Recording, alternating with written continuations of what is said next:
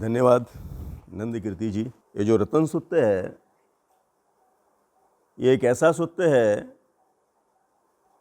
कि जिसमें ये बताया गया है कि भगवान जो हैं या बुद्ध धम्म संघ है वो वैश्विक हैं, केवल मनुष्यों के लिए ही उनका अस्तित्व महत्वपूर्ण नहीं है। तो दुनिया में जो भी जीव हैं अलग अलग लोकों में, उन सबको संबोधित करके इस गाथाओं की रतन सूत्र की शुरुआत होती है। ऐसा कहते हैं कि एक बार वैशाली में, वैशाली आपको मालूम है बिहार में है, और बहुत ही वैभवशाली वो शहर था किसी ज़माने में, भगवान बुद्ध के ज़माने में। और वहाँ पर दुर्भिक्ष या जिसको अकाल कहते हैं, अकाल की स्थिति उत्पन्न हो जाती है। परिणाम ये होता है कि बहुत से लोग जो हैं वो खाना नहीं होने की वजह से मर जाते हैं। जैसे आपने कोरोना में देखा होगा, जिस प्रकार से रोज आपको लोगों के मरने की खबर आ रही थी, लोगों में भय, संभ्रम और ये सभी प्रकार की जो मिश्रित भावनाएं थी, वैसी कुछ स्थिति उस समय थी। और एक बात और है कि वैशाली में उस समय जनतंत्र था, मतलब वहाँ पे कोई राजा नहीं था, है ना। जैसे हम पार्लियामेंट देखते हैं, संसद देखते हैं, उसी प्रकार की वहाँ पर व्यवस्था थी। चुने हुए सदस्य होते थे और उसमें से बारी बारी से वो शासन करते थे। तो 3 प्रकार की समस्याएं उत्पन्न होती है। एक तो रोग भय, हाँ, कि चारों तरफ जब लाशें बिछी होती है उनके सड़ने से, है ना, रोग की स्थिति उत्पन्न हो गई। और ऐसा कहा गया उसमें कि जो भूत प्रेत होते हैं, हाँ, अभी भूत प्रेत पे आप विश्वास करते हैं नहीं करते मुझे मालूम नहीं, लेकिन आप पेतवत्थु, हाँ, ये बौद्ध ग्रंथ होता है, उसमें इस प्रकार की, हाँ, कुछ बातें आती है ना। तो उसकी भी समस्याएं निर्माण हो गई। और अकाल की समस्या, दुर्भिक्ष की समस्या, ये 3 प्रकार की समस्याएं निर्माण हो गई। तो वहाँ पे जो शासन करने वाले लोग हैं तो बड़े चिंतित थे कि क्या किया जाए, इस पर उपाय कौन सा किया जाए, क्योंकि दिनों दिन जो है वो उन पर दबाव बढ़ता जा रहा था। तो उस जमाने में जो भी, मतलब इस प्रकार की जो आपदाएं, उससे निपटने के लिए जो भी कर्मकांड वगैरह किए जाते रहे होंगे, उन्होंने वो सब किया, लेकिन उससे कोई फायदा नहीं हुआ। तो किसी ने बताया उनको कि इस दुनिया में भगवान गौतम बुद्ध, इन्होंने ये उत्पन्न हुए, इन्होंने जन्म लिया है, और वो राजगीर में है। राजगीर उस जमाने में बिंबिसार इनकी जो नगरी थी, तो वहाँ पर उनको दूध भेजा जाता है बुलाने के लिए।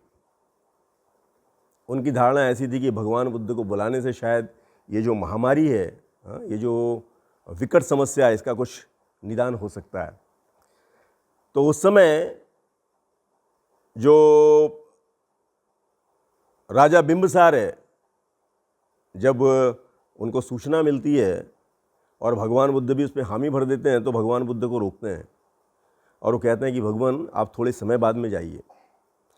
और ऐसा कहते हैं कि राजगृह से वो जो गंगा नदी है वहाँ तक का जो अंतर है वो 5 योजन अर्थात 50 किलोमीटर का होता है। तो उस समय वो राजा बिंबिसार जो है, वो जो रास्ता है उसको समान किया जाता है, फूल बिछाए जाते हैं, जगह जगह तोरण लगाए जाते हैं, और एक एक योजन के अंतराल में विश्राम करने की, आराम करने की, पानी की सारी व्यवस्थाएं की जाती है। और उसके बाद में भगवान बुद्ध, हाँ, उन पर छतरी वगैरह, उस ज़माने में जो भी छतरी वगैरह होती है और भिक्षु संघ होता है, तो इस प्रकार से उनको राजगृह से वैशाली के लिए विदा किया जाता है। और साथ साथ राजा बिंबिसार, इससे भगवान बुद्ध का उस समय महत्व क्या था ये समझ में आता है। वो साथ साथ भगवान बुद्ध के साथ में जाते हैं गंगा नदी के तट तक, इवन पानी में भी वो अंदर तक जाते हैं। गले तक जब पानी आ जाता है तो भगवान को वहीं से नमस्कार करते हैं और कहते हैं कि भगवान आप जब तक वापस लौटते नहीं हैं तब तक मैं यहीं किनारे पर आपका इंतज़ार करूंगा। उसके बाद में भगवान बुद्ध जो हैं नाव से वैशाली पहुंचते हैं।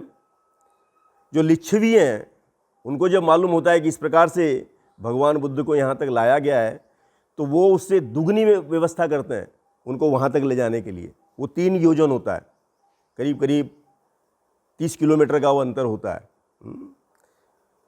तो इस प्रकार से उस समय वो भगवान बुद्ध को वहाँ पे ले जाया जाता है। और ऐसा कहते हैं कि जैसे ही भगवान बुद्ध के पैर वैशाली पर पड़ते हैं तो वैसे ही चारों तरफ जो बादल मंडराने लगते हैं, पूरा काला हो जाता है और जोरदार वर्षा होती है।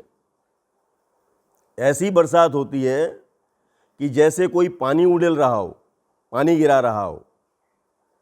और इस प्रकार जब जोरदार बारिश होती है तो उस बारिश में जो भी प्रेत होते हैं वो सब बह जाते हैं नदी में, और जो भूत प्रेत होते हैं, अमनुष्य जीव जो होते हैं वो भी भाग जाते हैं जहाँ जगह मिलता है उनको। और जो दुर्भिक्ष की समस्या होती है उसका भी समाधान होता है।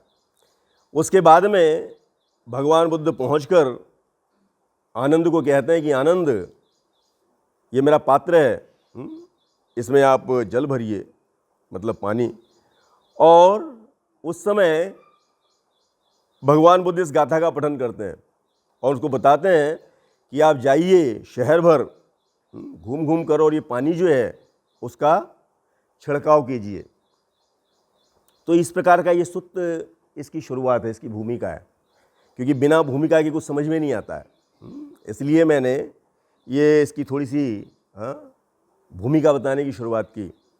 और इसमें ये जो सुत्त है इसमें बुद्ध धम्म संघ ये कितने महत्वपूर्ण है, कितने मूल्यवान है।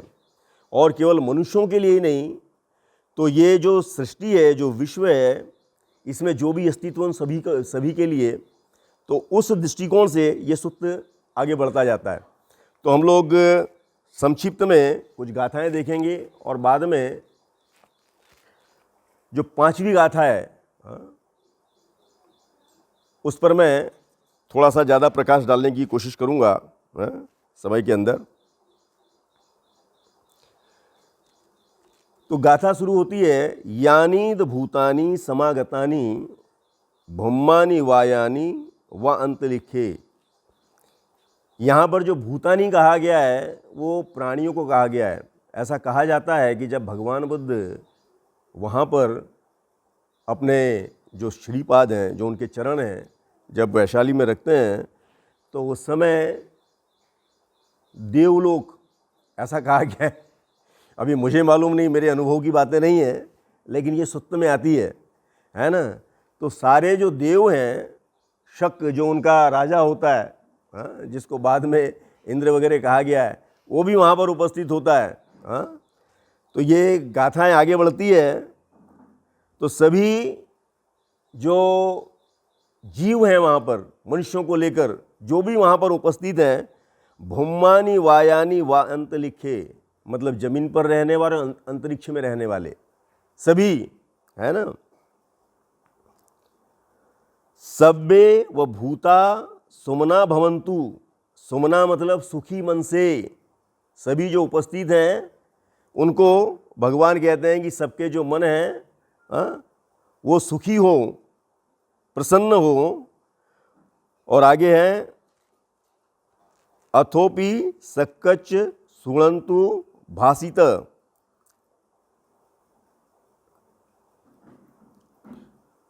और इस कथन को आदर पूर्वक सुने या ध्यान देकर सुने, सावधानी से सुने। हाँ, जो कुछ कहा जा रहा है उसको सावधानी से सुने। आगे ये जो गाथा आगे बढ़ती है, तस्मा ही भूता निसामेथ सब्बे, सभी प्राणी सुने, मेतंग करोथ मानुषिया पजाए। भगवान बुद्ध कहते हैं कि सभी मनुष्य प्राणी के प्रति, वो जो वहाँ पर जो भी सारे जीव हैं, देव हैं, जो भी हैं, उनको संबोधित करते हुए कहते हैं कि मनुष्य प्राणी के प्रति आप आपके मन में जो मैत्री है वो पहुँचाएँ। हाँ, क्यों? क्योंकि दिवाचरत्तो च हरंती ये वलिंग, मेरी पाली बराबर नहीं है ना, तो जो पाली अगर पढ़ने वाले लोग होंगे तो थोड़ा मुझे क्षमा करेंगे। क्योंकि जो मनुष्य हैं वो दिन रात आपकी सेवा करते हैं, देवों की। आसपास का जो भी देवी देवियाँ जो भी हैं, पहाड़ हैं, पत्थर हैं, नदियाँ हैं, वृक्ष हैं, इन सभी की जो मनुष्य है पूजा करते हैं। इतना ही नहीं तो जो संघ है उसको भी दान देते हैं। तो भगवान कह रहे हैं कि रात दिन ये जो मनुष्य हैं ये आपकी पूजा करते हैं, इसलिए उन पर आप मैत्री बनाए रखें, उन पर मैत्री करें। और अप्रमत्त होकर उनकी रक्षा करें। किसकी रक्षा करें? मनुष्यों की। ये किससे कह रहे हैं? वहाँ पे जो भी उपस्थित जो भी देव हैं और भी दूसरे जीव हैं उनको कह रहे हैं कि रात दिन जो मनुष्य हैं ये आपकी पूजा कर रहे हैं, आपको तरह तरह के भोजन अर्पण कर रहे हैं, वस्तुएं दे रहे हैं, मनोतियाँ कर रहे हैं, तो इनकी आप रक्षा करें। उसके बाद में इसके बाद में महत्वपूर्ण गाथा आती है। अभी इसमें बुद्ध धम्म संघ इस पर बात की गई है। यंकिंची वितंग इधंगवा हुरंगवा सज्ञेसु वा यंग रत्नंग पड़ीतंग। इसका अर्थ ऐसा है कि इस लोक में और परलोक में और स्वर्ग में जो भी रत्न हैं, जो भी श्रेष्ठ वस्तुएं हैं, वित्त का अर्थ होता है धन संपत्ति, संपदा, उसमें रत्न वगैरह सारे आते हैं। तो इस लोक में या परलोक में, इतना ही नहीं तो स्वर्ग में जो भी रत्न हैं, सभी रत्न, उन सब में न तो समंग अथि तथागतेन, मतलब तथागत के समान कोई दूसरा मूल्यवान कीमती रत्न नहीं है। इस लोक में, परलोक में और स्वर्ग में जितने भी रत्न हैं उन सब में तथागत की तरह, है ना, मूल्यवान कोई रत्न नहीं है। इदम्पि बुद्धे रत्नंग पणीतंग, रत्न के भगवान बुद्ध के समान सर्वश्रेष्ठ रत्न नहीं है। एतेन सच्चेन सुवस्ति होतु, और इन सत्य वचनों से कल्याण हो। तो इस प्रकार एक गाथा है। अभी ये जो सूत्र का जो टाइटल है रत्न सूत्र, तो ऐसा कहते हैं कि रत्न बहुत से प्रकार के होते हैं। रत्न बहुत से प्रकार के होते हैं। जो चक्रवर्ती राजा होता है, ऐसी कल्पना की गई है कि उसके पास में कुछ ऐसा रत्न होता है कि जिसमें से प्रकाश निकलता है, बहुत ही कीमती होता है वो। कुछ ऐसे रत्न होते हैं कि अगर पानी गंदा हो, मिट्टी से सना हुआ हो, तो उसमें वो रत्न डालने पर वो स्वच्छ हो जाता है, जैसे फटकरी करती है। तो उसी प्रकार का और उसमें से प्रकाशित होता है वो। उसके बाद में रत्न दो प्रकार के, उसमें भी उसकी कैटेगरी की गई है, सविज्ञान और अविज्ञान। सविज्ञान रत्न जो होते हैं जिसमें प्राण होते हैं, जीवित होता है, हाँ, वो भी रत्न की संज्ञा में आता है। और अविज्ञान अर्थात बिना प्राण वाला, तो जिसमें सोना है, मोती है, हीरा है, वगैरह वगैरह, ये सारे आते हैं। सविज्ञान या जो प्राणी सहित है, मतलब जो प्राण सहित है, उसमें मनुष्य आता है और प्राणी आते हैं। अभी प्राणी इसमें जैसे हस्ती रत्न है, जो राजाओं के पास में, जो चक्रवर्ती राजा होता है उसके पास में, या अश्व होता है, अश्वरत्न कहते हैं, जो हवा में उड़ता है, ऐसी कुछ पाली ग्रंथों में ऐसी कुछ कल्पना आती है। उसके बाद में जो स्त्री होती है, जो मनुष्य है, उसमें स्त्री और मनुष्य, ये दो प्रकार के रत्न इसकी कैटेगरी की गई है। तो जो गुणवान सीलवान होते हैं, जो मनुष्य होते हैं, स्त्रियां होती है, तो उनको भी रत्न की उपाधि दी जाती है। अकबर के दरबार में जो भी उनके कुछ नवरत्न थे, उनको रत्न कहा जाता था, उनमें एक विशिष्ट कला होती थी, तो उनको भी रत्न से संबोधित किया जाता है। इसी प्रकार पुरुष होते हैं, पुरुष में भी दो प्रकार के हैं, एक गृहस्थ होता है, एक अनागारिक होता है। अनागारिक को भी दो भागों में बांटा गया है, पृथकजन और आर्य। आर्य को भी दो भागों में बांटा गया है, सेक और असेक। और सेक में अरहंत आता है, और असेक में श्रोतापन्न, सगदागामी और अनागामी आता है। और अरहंत में उसकी 3 कैटेगरी है, उसमें आता है प्रत्येक बुद्ध, बुद्ध और सम्यक संबुद्ध। तो ये जो सम्यक संबुद्ध है, इन सभी रत्नों में जो मैंने बताया, हाँ, उसमें क्या है, रत्नंग पणितंग। पणितंग मतलब सर्वश्रेष्ठ, हाँ, भगवान बुद्ध के समान दुनिया में, इस विश्व में कोई दूसरा रत्न नहीं है। और ये सत्य वचन है ना। एतेन सच्चेन सुवत्ति होतु, तो इस सत्य वचन से कल्याण हो, हाँ, सभी का कल्याण हो। उसके बाद में चौथा जो है, खयंग विरागंग अमतंग पणितंग, है ना। यजज्ञा साक्य मुनि समाहितो, हाँ, तो समाहित मन से भगवान बुद्ध ने जिस धर्म का साक्षात्कार किया है, हाँ, तो उसका, उस धर्म का स्वभाव कैसा है ना। समाहित चित्त से या एकाग्र चित्त से भगवान ने जो धर्म का साक्षात्कार किया है, तो उसका, उस धर्म का स्वभाव कैसा है।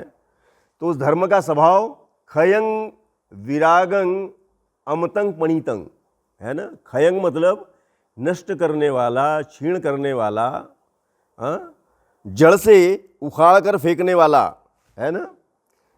विरागंग, हाँ, विराग मतलब आसक्ति मुक्त करने वाला, आसक्ति से दूर ले जाने वाला, अनासक्त करने वाला। अमतंग, अमतंग मतलब अमर करने वाला, कि जिसको ये धर्म का साक्षात्कार होता है वो जन्म मृत्यु के चक्कर से मुक्त हो जाता है ना। तो उसको अमृत मिल जाता है, जैसे अमर हो जाता है।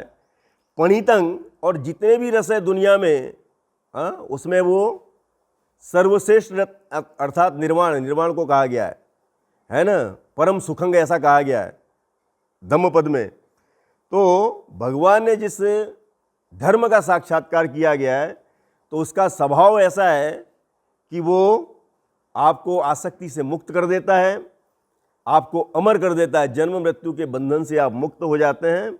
और दुनिया के जितने भी रस हैं उसमें वो सर्वश्रेष्ठ ऐसा रस है, हाँ? उस धम्म के समान दूसरा कोई भी धम्म नहीं है। उसकी तुलना में दुनिया में जितने भी धर्म हैं उस धर्म, भगवान ने जिस धर्म का साक्षात्कार किया है उस धर्म के समान कोई दूसरा धर्म नहीं है। इदम्पि धम्मे रत्नं पणितं एतेन सच्चेन सुवस्तु होती। तो इन सत्य वचनों से कल्याण हो, सभी का कल्याण हो।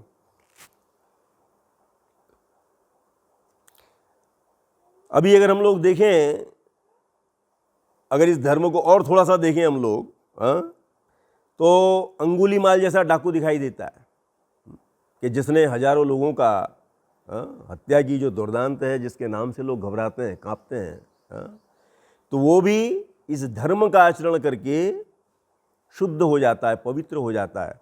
इतना ही नहीं तो अमर हो जाता है, अरहंत हो जाता है। उसी प्रकार पटाचारा दिखाई देती है कि पटाचारा एक ऐसी स्त्री थी कि जिसने न केवल अपने पति को, बच्चों को खो दिया था, बल्कि उसने अपने पिता को, भाई को, सभी को खो दिया उसने। और इसका इतने बड़े दुख से वो पागल हो जाती है और पागल होकर वो दौड़ती रहती, यहाँ वहाँ घूमती रहती है। तो वो भी भगवान के संपर्क में आती है, धर्म का आचरण करती है और उसका भी जीवन धन्य हो जाता है। वो भी मुक्त हो जाती है, शुद्ध हो जाती है। उसी प्रकार आम्रपाली का हम लोग देख सकते हैं, जो गणिका है, कि जो वासना में डूबी हुई हैं, लेकिन वो भी भगवान के संपर्क में आकर वो भी श्रेष्ठ पद को प्राप्त हो जाती है। तो ये जो धर्म है ना, ये सभी धर्मों में सर्वश्रेष्ठ है। और इस सत्य से इसमें कहा गया है कि हमारा सबका कल्याण हो। उसके बाद में आज जो गाथा है, 5वीं गाथा, यंग बुद्ध सेटो परिवयनी सूचंग समाधि मांतरिक अमाहु समाधिना तेन समोन वजति इदम्मि धम्मे रत्नं पणितं एतेन सच्चेन सुवस्ति होतु। तो आज की 5वीं गाथा है।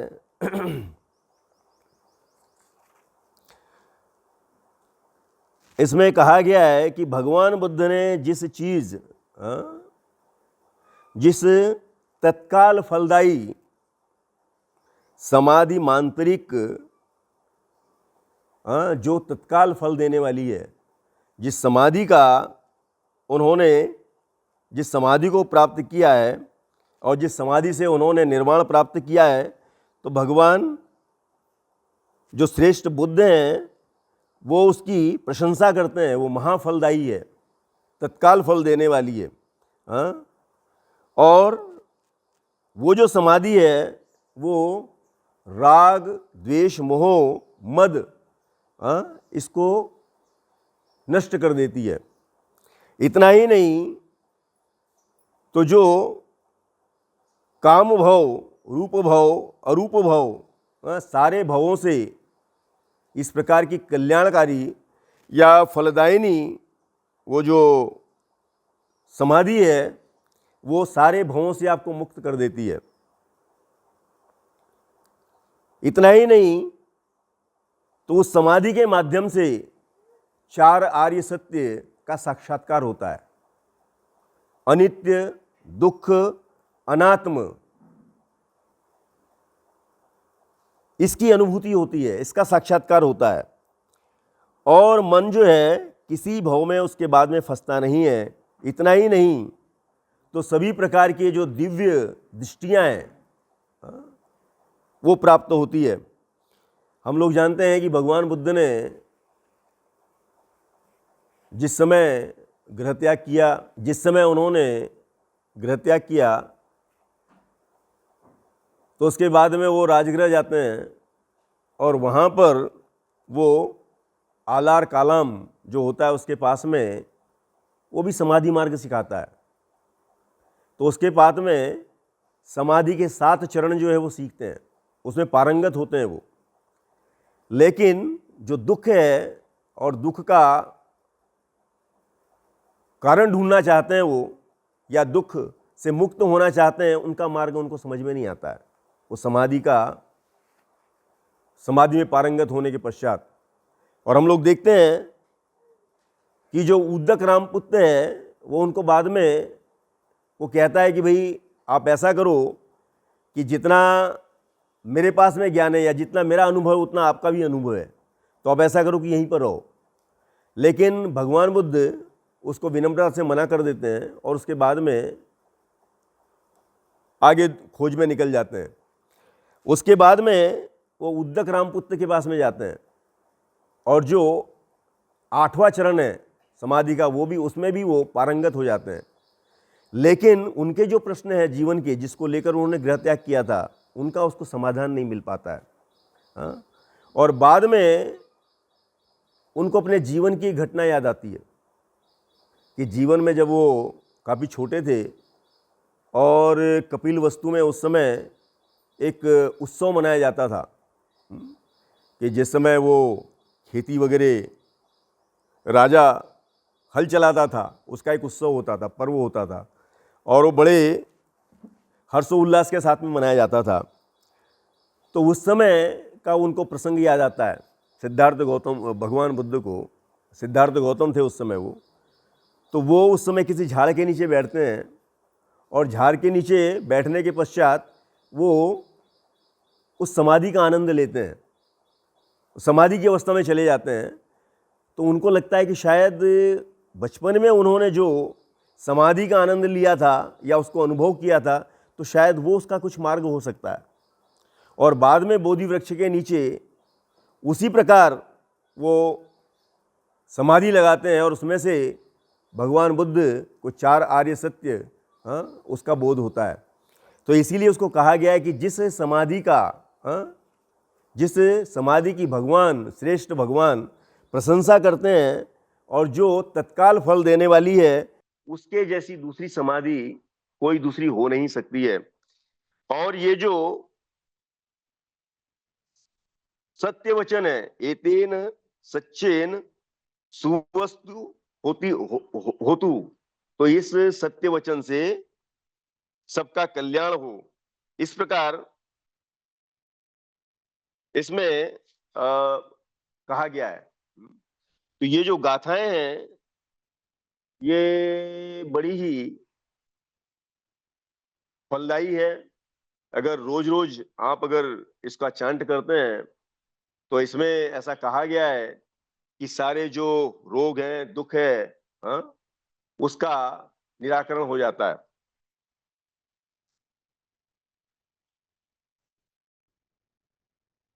अब इसको मैं आगे थोड़ा सा 10 मिनट है। भगवान बुद्ध श्रेष्ठ क्यों है, तो उसके ऊपर थोड़ा सा मैं कुछ और बोलना चाहूंगा।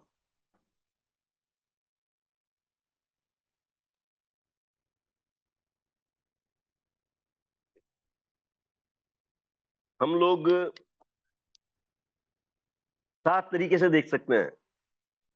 अगर पूज्य तरीके से आप देखते हैं तो भगवान बुद्ध की तरह आज 2500 वर्षों में हजारों महात्मा, साधु, संत हुए हैं, लेकिन उनके जैसा पूज्य आपको कोई दिखाई नहीं देता है। आपने पढ़ा होगा, भगवान बुद्ध उसका धर्म पढ़ा होगा कि जिस समय भगवान संबोधि प्राप्त कर लेते और उनके मन में प्रश्न निर्माण होता है, तो उस समय ब्रह्मलोक में जो सर्वश्रेष्ठ ब्रह्म सैपति है, वो स्वयं आकर उनसे याचना करते हैं। तो भगवान की जो महानता है आपको दिखाई देगी उसमें। उतना ही नहीं, तो महामंगल सूत्र जब आप लोग पढ़ते हैं तो महामंगल सूत्र में जो देवता अवतीर्ण होती है जेतवन में, तो वो देवताओं का जो राजा होता है, सत्य या इंद्र, ऐसा कहा जाता है कि वो आकर याचना करता है। तो देवताओं में भी श्रेष्ठ कौन है? इंद्र। और वो भगवान बुद्ध की याचना कर रहा है कि मनुष्य और देवों के कल्याण के लिए भगवान आप बताइए कि भाई कौन से मार्ग पर चलने से उनका कल्याण हो सकता है। इसी प्रकार हम देखते हैं कि जिस समय सिद्धार्थ गौतम गृह त्याग करते हैं और गृह त्याग करने के पश्चात राजगृह में आते हैं, तो जो बिंबिसार राजा देखता है उनको भिक्षा मांगते हुए, इतना प्रभावित हो जाता है वो कि उनको अपना राजपाट, आधा राजपाट देने देने के लिए तैयार हो जाता है। हाँ? अगर आप भगवान बुद्ध उसका धर्म पढ़ते हैं, हाँ, तो उसमें एक घटना आती है, हाँ, कि वो उतना बड़ा जो मगध साम्राज्य था उसका सबसे बड़ा राजा, हाँ, और उस समय भगवान वो सिद्धार्थ गौतम के रूप में जिस समय वो आ, आ, परिचारिका के लिए निकलते हैं वो, तो उनको वो आधा राजपाट देना चाहता है वो। इतना ही नहीं, तो अनाथ पिंडक जिसके बारे में हम लोग सुनते हैं, वो इतना प्रभावित हो जाता है, श्रद्धा से भर जाता है कि वो पूरी जमीन को सोने के सिक्कों से पाड़ देता है भगवान बुद्ध को अर्पित करने के लिए। तो भगवान बुद्ध का जो प्रभाव है, हाँ, उनकी जो महानता है, उनकी जो श्रेष्ठता है, वो कितनी ऊंची होगी, इससे आप लोग अंदाज लगा सकते हैं।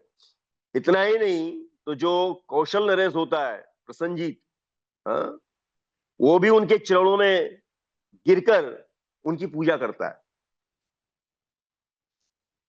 उसके पश्चात ऐसा दिखाई देता है कि भगवान बुद्ध का जब जन्म होता है, तो ऐसा कहते हैं कि भगवान बुद्ध, ये कल्प कल्पों में होने वाली ये घटना है, हमेशा नहीं होती है ना।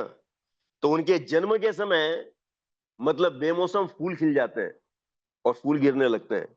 उसी प्रकार जब उनका परिनिर्वाण होता है, तो उस समय भी इसी प्रकार की घटना होती है।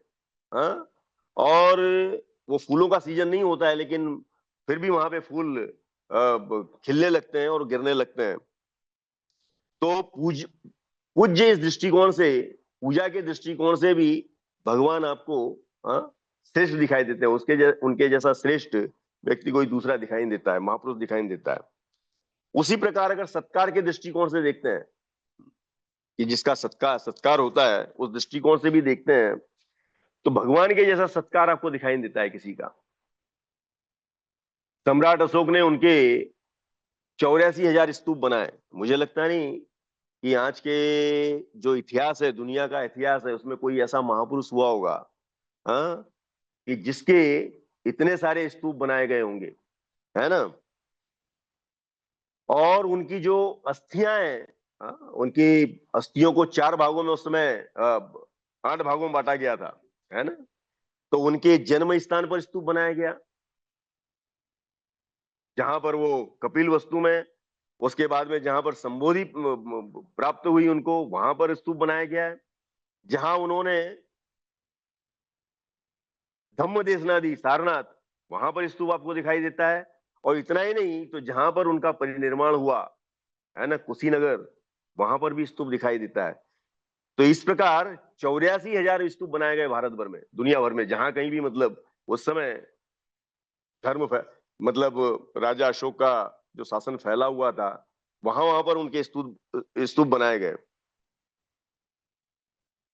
उसके बाद में ऐसा कहते हैं कि भगवान का जो परिनिर्वाण हुआ, किसी दार्शनिक ने कहा है कि अगर मृत्यु अगर होना ही चाहिए तो ऐसी होना चाहिए जैसे बुद्ध की। तो जिस समय उनका महापरिनिर्वाण हो गया, तो ऐसा कहते हैं कि उनके शरीर को सोने की एक बहुत बड़ी थाल में रखा गया और उसको 7 बार लपेटा गया, कपास से और कपड़े से।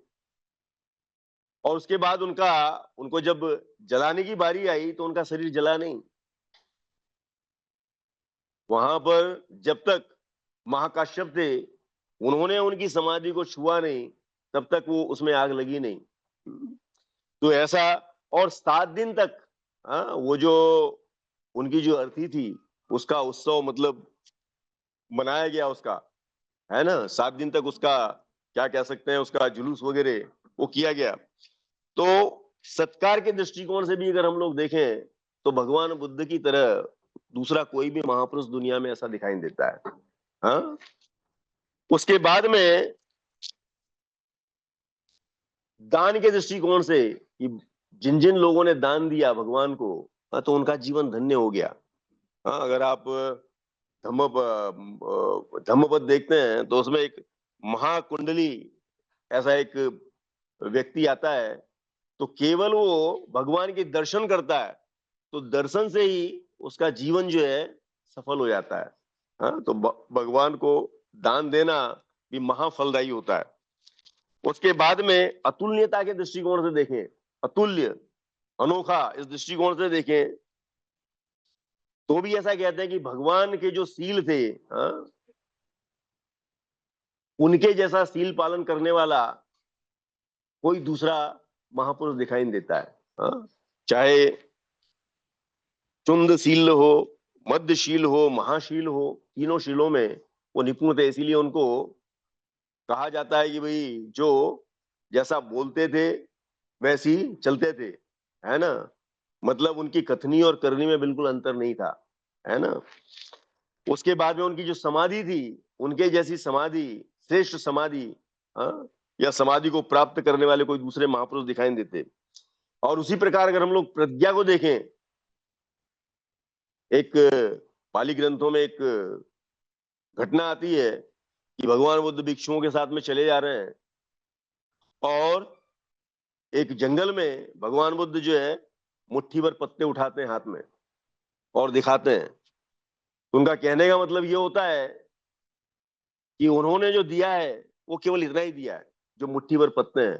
बाकी उनका जो ज्ञान है, उनकी जो प्रज्ञा है वो कैसी है, तो वो जो जंगल है, जंगल जितना बड़ा है, हाँ, और उसमें जो पत्ते हैं उतनी बड़ी है। तो प्रज्ञा के दृष्टिकोण से भी देखें तो उनके जैसे प्रज्ञावान कोई दूसरा महापुरुष दिखाई देता नहीं है। उसके बाद में 2 मिनट, दुर्लभ दर्शन, है ना। भगवान बुद्ध का उत्पन्न होना या सम्यक संबुद्ध का उत्पन्न होना, ये दुनिया की अनोखी घटना होती। कल्प कल्पों में कोई एक आधा, हाँ, बुद्ध अस्तित्व में आता है। उसी प्रकार श्रेष्ठता, श्रेष्ठ भोग के दृष्टिकोण से देखें तो जो अभी उनका जीवन भी देखें, अगर भौतिक जीवन भी देखें तो वैसा भी अनोखा जीवन दिखाई देता है कि 3 ऋतुओं के लिए उनके पास में 3 महल थे और दुनिया की तमाम जो भौतिक चीजें हैं वो उनके पास में उपलब्ध थी। और अंतिम आनंद उत्पन्न होने के दृष्टिकोण से देखें तो भगवान जिस समय प्रवचन देते थे, तो प्रवचन जिस समय देते थे तो लोग सुनते सुनते आनंद से भर जाते थे, रोमांच से भर जाते थे। इतना ही नहीं, तो बहुत से लोग श्रोतापन्न हो जाते थे, बहुत से लोग अरहंत हो जाते थे।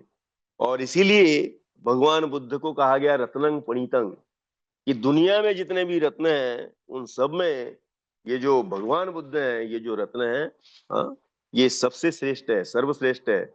और इसी प्रकार उन्होंने जो धर्म का साक्षात्कार किया, वो उसके समान भी कोई दूसरा धर्म नहीं है। और उन्होंने जो समाधि प्राप्त की, है ना, उसके जैसे कोई दूसरी श्रेष्ठ समाधि नहीं है। तो संक्षिप्त में जितना बन सकता था, हाँ, कि जैसे चुनना होता है और जल्दी जल्दी, है, तो मैंने कोशिश किया है। तो शायद आपको कुछ, कम से कम, ज्यादा कुछ नहीं समझ में आया तो इतना तो समझ में आया होगा, हाँ, कि आप लोग भाग्यशाली हैं, हम लोग भाग्यशाली हैं।